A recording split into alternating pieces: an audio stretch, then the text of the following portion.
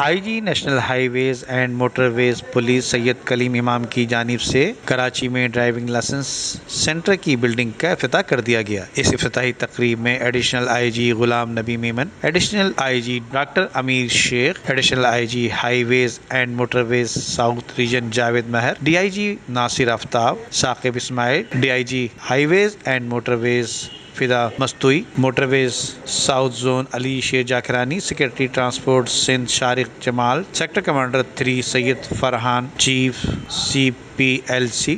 زبیر Habib, chairman Asim Shakoor اور deputy director FOA Moin ملک نے شرکت کی۔ تقریب کی ابتدا میں additional I G highways and motorways police south region Javed Mehar اور D I G motorway police Ali Sher Jakrani نے تمام معزز مہمانوں کو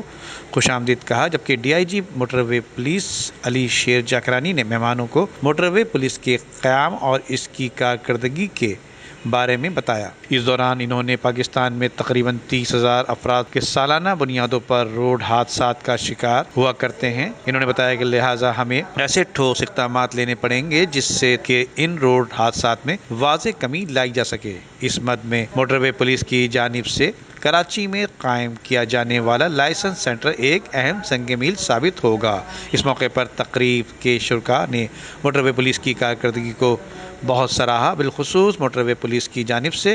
بروقت مدد کو فراہم کرنا اور بلا امتیاز جرمانے کا اجرا کرنے کو ایک اچھا عمل قرار دیا۔ ترجمان کے مطابق موٹر وے کے ترجمان خالد بھٹو کے مطابق تقریب کے اختتام پر ہائی ویز اینڈ موٹر ویز اور عیسیٰ لیک کے درمیان ایک معاہدے کی یادگار پر بھی دستخط کیے گئے، جس پر موٹر وے پولیس کی جانب سے D I G motorway police Ali Sher Jakrani اور ڈاکٹر فرح عیسیٰ نے دستخط کیے، جس کے تحت عیسیٰ لیبارٹری پورے پاکستان میں موٹر وے پولیس کے افسران و ملازمان کو مختلف قسم کے لیبارٹری ٹیسٹ پر 30% تک رعایت فراہم کرے گا۔ ندیم صدیقی، میٹرو 7 پاکستان۔